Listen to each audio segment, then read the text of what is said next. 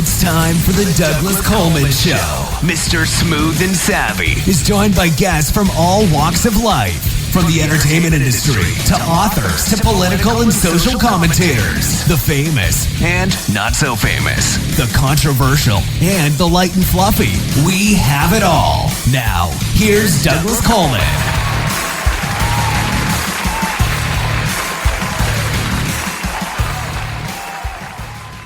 Okay, please welcome back to the Douglas Coleman Show, Nicole Fanning. Hi, Nicole. Welcome back. Hi. So happy to be here, Douglas. Thank you for having me. Well, thanks for coming back. As we were talking about before we got on, you were on the VE show, the Video Edition show. I looked it up. It was back in September, so a few months ago. And you were promoting your book, Catalyst, I believe, right? Yes. Yep. That was book one. That was book one. Okay. And now book two is out of the series. What's this series called? So the series is the Heart of the Inferno series. And yes, Ignite is our second book, and that is the book that dropped recently. And we are so excited to talk about it. Before we get to the book, can you give everyone a little backstory of yourself in case they missed the VE show and don't know who you are? Of course. I am an author, writer, dog mom, and I started writing really when I was a kid. I didn't have a lot of kids my age on my block, so I kept myself busy by writing my own stories, and sometimes I would even write my own episodes for TV shows that I really enjoyed. Hilariously, one of those was the A-Team, which actually went off the air before I was even born. And so my mom, being a good sport, when I would write these episodes and be like, you should send this to the producers so that they'll make my episode, she would be like, yeah, sure, I'll send it to them for the show that's not making episodes anymore.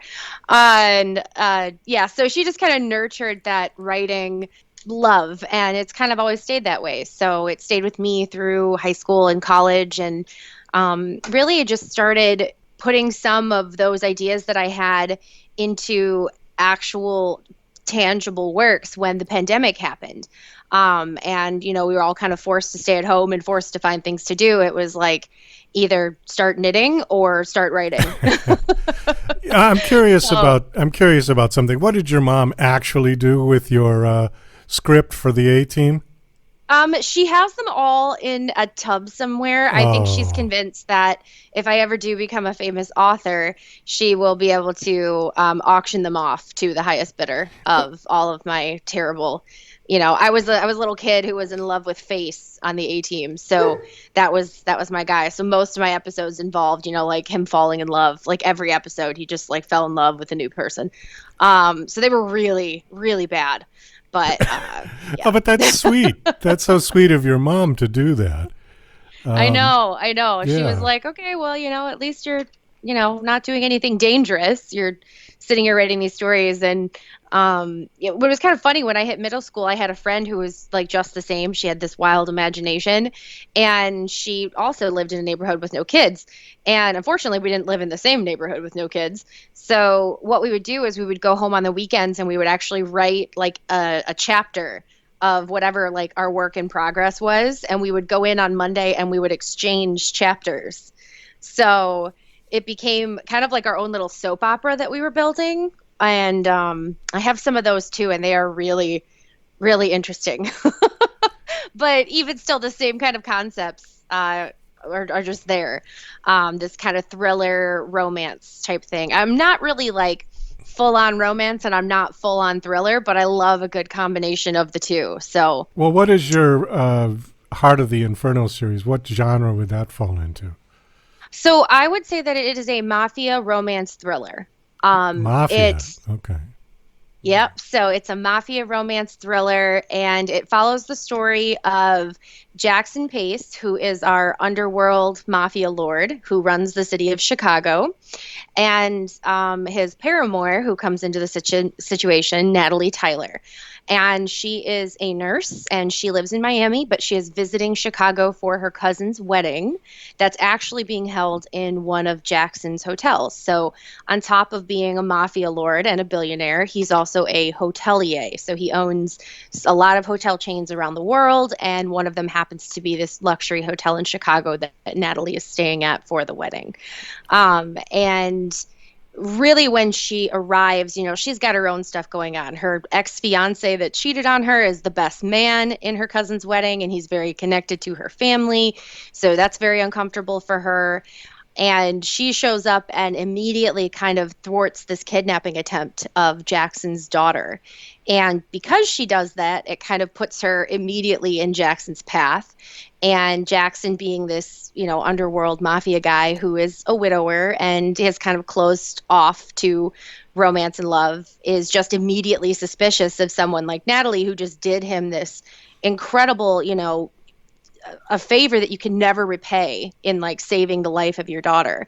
And he doesn't know how to handle that. Like, what do you mean someone would just do the right thing for the sake of doing the right thing?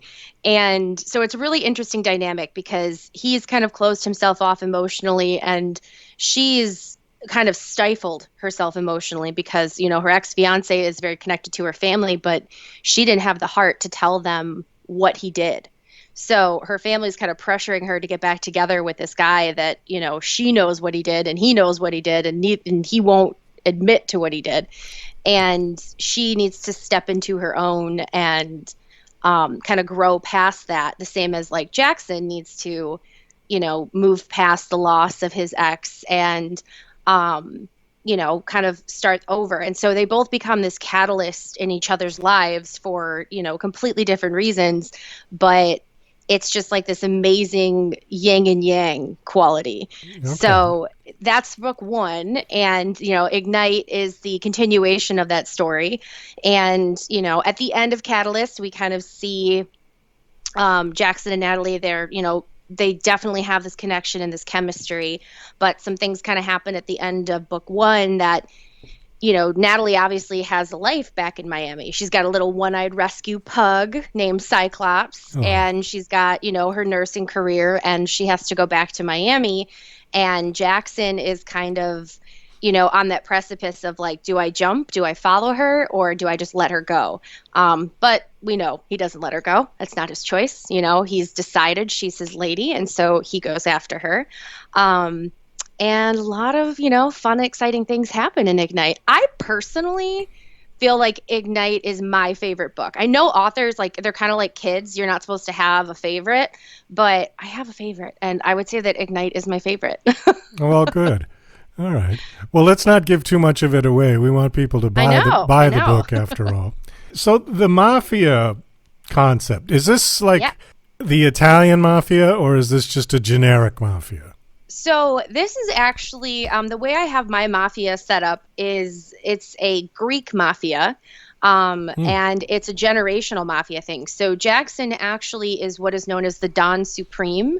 So there are several mafia clans, and there, are four main other mafia clans that kind of fall underneath the leadership of the Don Supreme. So whatever clan is the most powerful and the strongest clan, their Don becomes the Don Supreme. Okay. And Jackson's family has generationally been in that position of power. So, that's his role. He's used to it. He was, as he would say, born and bred into it. And so their family lineage is Greek, but there's also the Italian mafia in Chicago. You have your triad syndicates that are there, and you also have like a South African mafia that's there. So there's several different clans that are there. They just kind of all fall underneath Jackson's leadership as the Don Supreme. Okay. And that's part of the drama that kind of goes there too, because that's a very tumultuous relationship that if anything happened to Jackson, or if like his power or control over the city was questioned, someone might step in and try to seize that power. So, but the mafia is actually a really interesting concept in the books, because I kind of have it set up like they are I'm sorry, I just cut you off and I was on a tangent, so I apologize. Well, I'm just concerned that we're giving too much of the book away, and I don't like doing I that. promise you there's 800 pages between both books, so there's so much there. All right. Because you just want to give people a teaser, like a movie trailer. Little teaser, yeah, of course. Because I know that on a lot of podcasts that I've listened to where it's like authors interviewing other authors, and they tend to go on for like 2 hours and dissect the book chapter by chapter. I know, I don't want to do that. But I wanted to give people just an understanding of like what they're walking into. Is that it is this very old world, they have their own ways of doing things. They have their own, like I would say, like a codex, okay. Their own little mafia code. And it's just been in place for many, many years. And they kind of see their function as, the government is in place to keep people in line, and the mafia is there to give people an option, a choice. So they kind of feel that if you want to do drugs or, sell your body or do those things, that should be your choice. And so they just provide a route for you to do so. They're all about just like free choice, at least like under Jackson's leadership. And there definitely were darker times, but that's kind of the world that we're walking into here. So they kind of work, they obviously have their cops that they've paid off and their city officials. And so they have this like symbiotic relationship with the government at hand. And Jackson kind of describes it as this like predator and prey mentality that, you need to have a certain amount of like dirt in your city to be able to afford to have police officers and, rehab clinics and programs and things like that. So he works with those government officials to kind of provide that service. And in turn, they allow him to run the underworld as he sees fit. Okay. I was going to ask you if you like mafia movies like The Godfather, Goodfellas, Bronx Tale. Yes, did you watch all those? I do. Yeah. I don't watch them all, but I do definitely like the Gangs of New York, and I definitely like The Godfather, and Peaky Blinders was another big one. I know they're not technically considered mafia, but they also kind of gave that concept of, we're here for a purpose. We provide this purpose and service. So they kind of influenced me as well, but I don't know why. I just kind of I love a good bad boy character, and I love the idea that like things aren't always what they seem, and that the average everyday person like you and me would probably have no idea that all around us there's like these people working in this underworld and that kind of thing. So yeah, it's pretty fun. I just watched The Godfather actually just last week, and hadn't watched it for a long time. I really like it. It's one of my favorite movies just because of the complexity of Michael Corleone and just the way that, in the end, it was Fredo who betrays the family. And I always got a kick out of that and how he had to, how he had to deal with some of that in mine too. Like you can see those influences. There's some betrayal. And like a common theme that like one of my readers pointed out to me was that in the history of like Jackson's family, and this isn't something that's actually discussed in the book, but it's just kind of hinted towards, the history of Jackson's family, it wasn't, like you're the Don Supreme until you die. It's like you're the Don Supreme until like the general consensus is like you're no longer making good decisions. So, and it kind of has this like absolute power corrupts absolutely. So you see this reoccurring theme of, these older Dons, whether it's the Don Supreme or it's just a Don that's underneath him, that have been in that role for so long that they like can't let go of power, and they're making bad decisions because of it. And so the next generation kind of has to step up and say, no, I'm in charge now. But it is very complex. And something else that Jackson talks about to Natalie is that it's definitely exemplified in the mafia, but that all human beings aren't either 100% good or 100% bad. They're like a mixture of both. And they are these really complex creatures. So, we're constantly fighting between like morality and damnation all the time. And I think that makes just for a really good character and a really good story. So, the more complex the character, the more you can either relate to them or hate them. And I always feel like if you hate a character as much as you love a character, that's a good thing too. Yeah. Well, I think it's representative of the world we live in right now. So I think it would be Absolutely. relevant for people to read something like that. So Ignite is out now. Has it been released? It is available on Amazon, and it is on Kindle and on Kindle Unlimited. So if you are a Kindle Unlimited member, you can read it for free.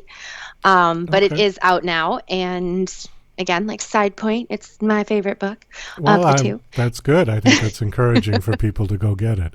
It's the author's favorite book. Author's favorite book. Yeah. Author's choice. Well, we do have to wind this down. Flashpoint is the next installment in the story, too. So that's coming up in June of next year. Okay. All right, great. Well, we do have to wind this down. Do you have a website you want to give out? Absolutely.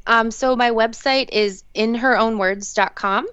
So it's just the letter N, herownwords.com. And you can actually see a little teaser for both Catalyst and Ignite on the website as well. And I am on Facebook, Instagram, and TikTok. And I love hearing from readers and potential readers and fans. And I'm on Twitter. I'm trying to figure out Twitter. I'm not as great with Twitter. Okay, so I'm an older millennial. Again, that's N, the letter N, HEROWN. Herownwords.com. Yeah. Okay. All right, great. Well, Nicole, thanks for coming back on the show and sharing Thank you so much for having me. Book. Best of luck with it. I hope it does well. Thank you very much. You have a wonderful day, Douglas. I appreciate the opportunity to be here. You're listening to Mr. Smooth and Savvy right here on the Douglas Coleman Show. We'll be right back after these commercial messages. Douglas Coleman's Don't Do a Podcast is a dryly humorous rant about Douglas's pet peeve, the unrelenting torrent of podcasts hitting the web on a constant basis. As technology has put podcasting within the reach of anyone, many wholly unqualified people have taken the plunge. This witty polemic tries to persuade them from broadcasting their drivel using Douglas's brand of sarcastic humor. Now on Amazon, only 99 cents. DJC Music and DJC Productions are pleased to announce a brand new website. We have started a listing website for radio show hosts as well as potential show guests. This is a meeting site where hosts and guests can come together. Show hosts can list their show and types of guests they're interested in booking. Potential guests can list their talents, bio, accomplishments, or anything they feel makes them an interesting radio show guest. There are no recurrent payments, only a one-time $5 listing fee. Your listing will stay up until you decide to cancel. Previous guests of The Douglas Coleman Show are welcome to submit their guest listing free of charge. Go to radiohostsandguests.com. That's radiohostsandguests.com.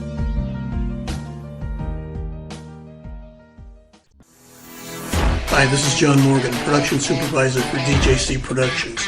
You're listening to The Douglas Coleman Show.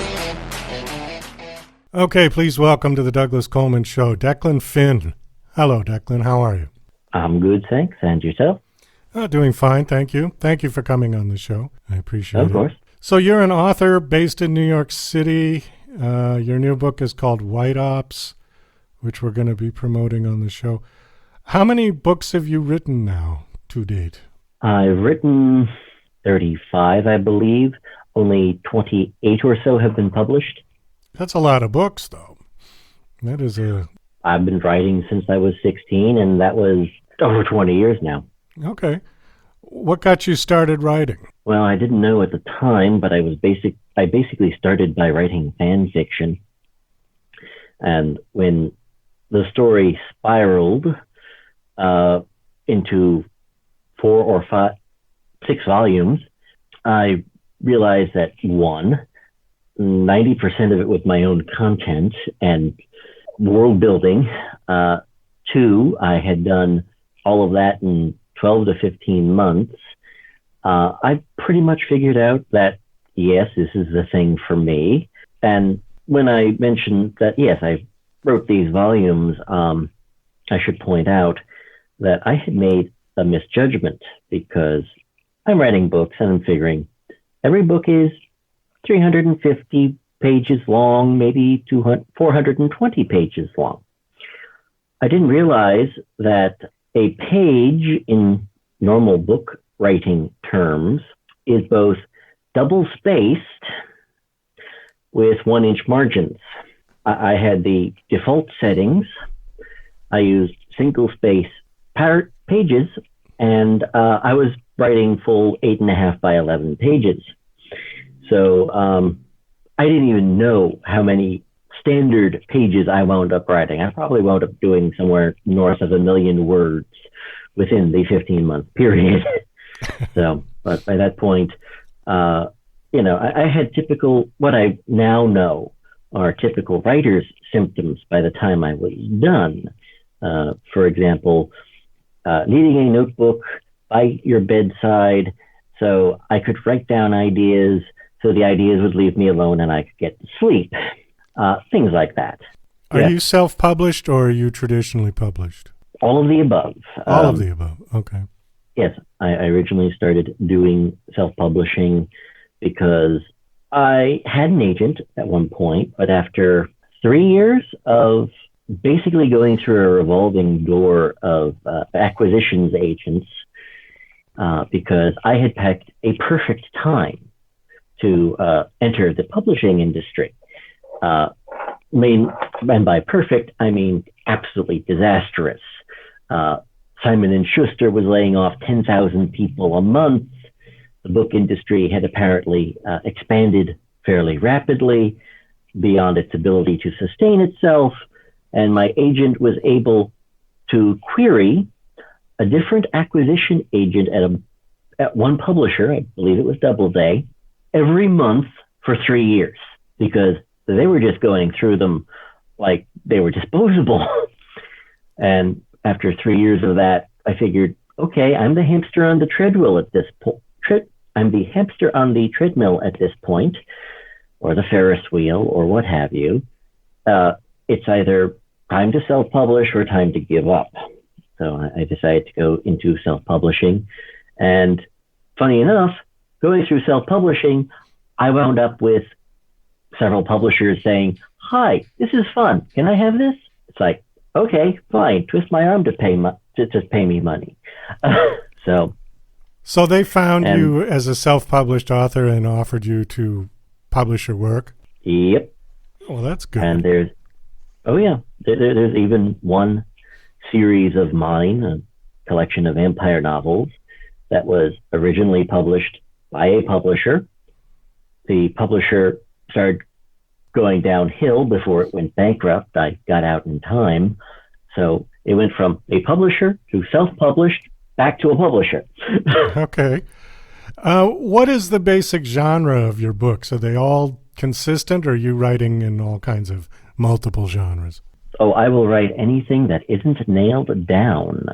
My first 5 books were thrillers and historical based in some cases. Think of it as if Dan Brown actually used actual history instead of making it up as he went along. I'm a historian who thinks Die Hard is a Christmas movie, and I really hated what Dan Brown did to history. So that wound up being 4 or 5 books. And most of my work is urban fantasy or horror, mainly because I just felt, the genre needs something different. My vampire books were basically a matter of I'm sick and tired of people throwing away Dracula or retooling vampires so that they were incoherent. And my longest series to date, my St. Tommy NYPD novels, was actually the only book I wrote because it was one of those ideas of my publisher wants something different. These are the ideas I have in mind, and he picked it. So, and the current work, White Ops, was one of the first books I wound up retooling.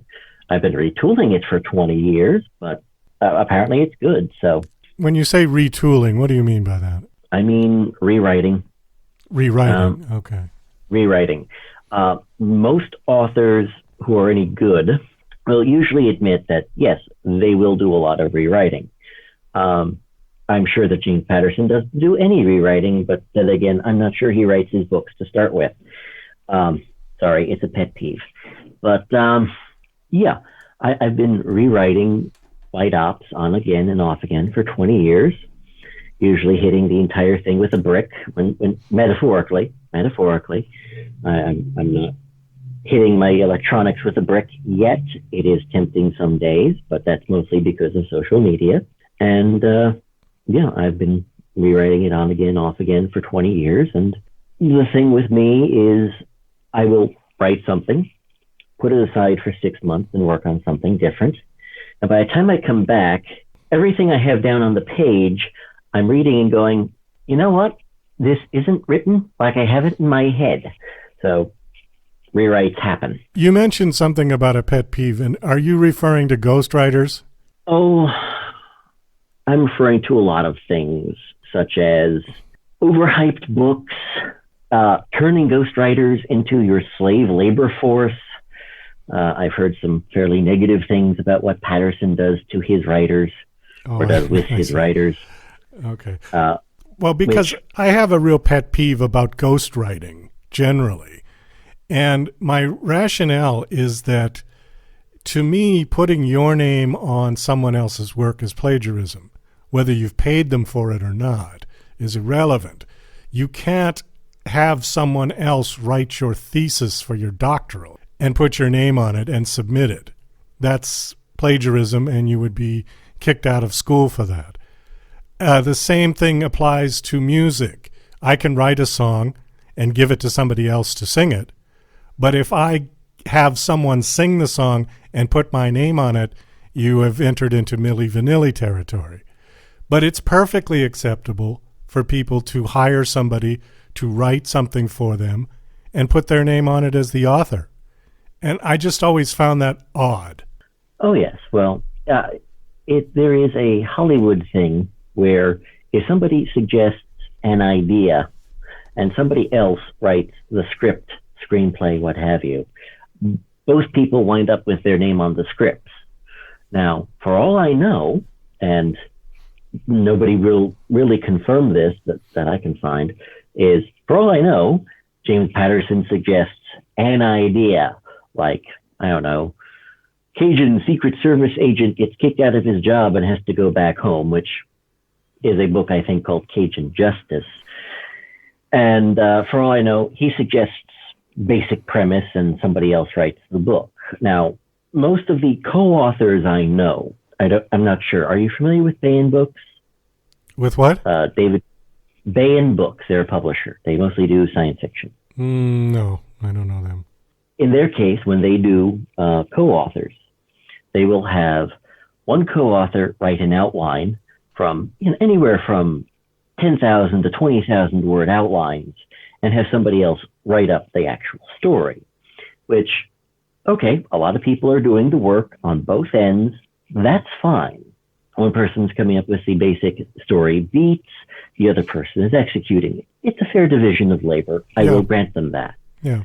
But the way James Patterson books are written, I don't think anybody's actually doing that much work on either end. It really depends on who's doing the novel.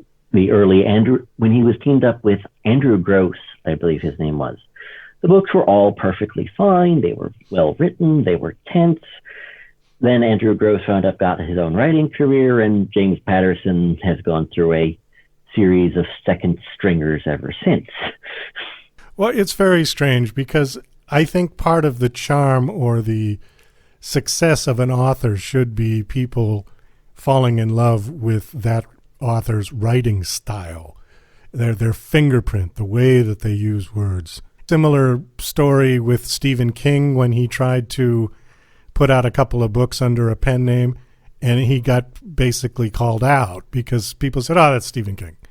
Because his writing style is so unique that it didn't matter what name he used. Everybody knew it was Stephen King.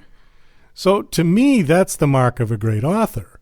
But if you've got a team of people writing, everybody's going to have their own little individual fingerprint, styles, quirks, whatever.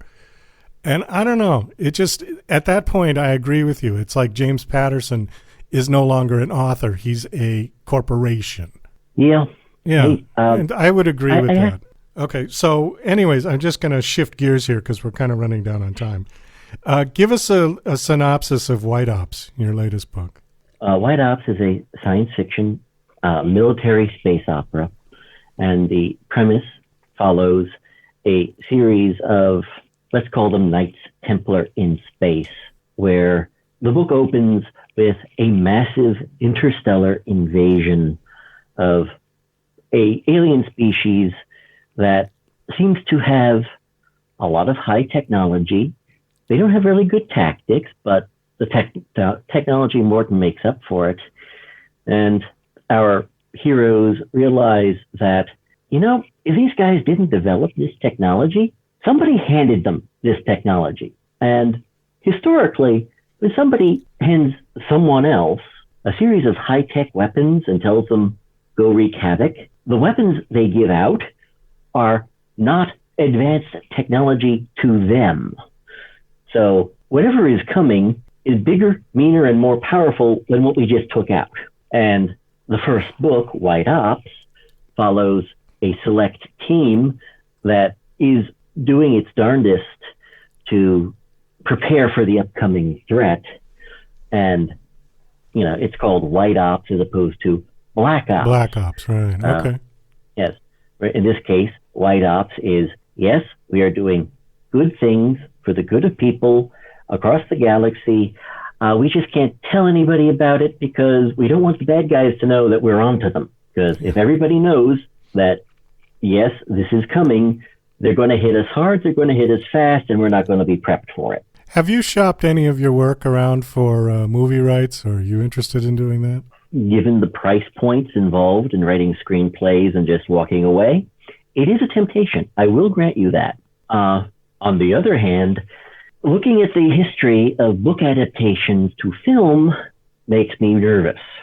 And by nervous, I mean I want to sign a clause that says either A, I'm an executive producer and I have creative control, or B, the movie studio is going to have to give me money to shut up and not comment. Well, that's usually the deal. Actually, it's not really a joke, because I know several people who took a lot less money to keep creative control so that they didn't mess up his story so much. On the other hand, the option was he could have got a lot more money to just walk away. So that's pretty viable. I think that's kind of what they might be expecting if you go to sit down with them. Yes, well, nobody has approached me with offers, not yet anyway. For all I know, they're just waiting for my really long series to be finished, and that would be the aforementioned St. Tommy novel, which is going to end at book 12. Oh, but, wow, that is long, yeah. There's no particular time limit or book limit to a series, right? Because I've known people that have written 2-book series, and I've known people that have written 20-book series. So it just kind of depends if you can keep the story going, yeah? Oh, absolutely. The biggest jokes in the circles that I move in, and I deal with a lot of both independent and traditional published authors. The joke is, well, they're named George R.R. Martin or Patrick Rothfuss because both are examples of people who start a continuing story and they have no self-contained story. They have a continued story arc and you can't seem to finish. So, and that's a problem, especially from my point of view of, seriously, if you're going to start a story, you have to know how to finish it. Otherwise, you're violating your contract with your reader. Yeah. It may not be written down, but it's implied. Yeah, at some point you've got to wrap it up. I agree.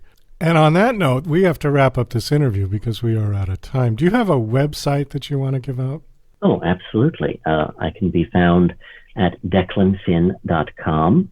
I also have a Substack, which should be fairly easy to find at declanfinn.substack.com. Okay. And my books can be found at amazon.com, silverempire.com, and White Ops is published pretty much anywhere books are sold on the internet. Well, thank you for coming on the show, and best of luck with White Ops. It is out and available now, yeah? It will be coming out January 18th. January 18th. Okay, super. All right. Well, take care. Thank you again.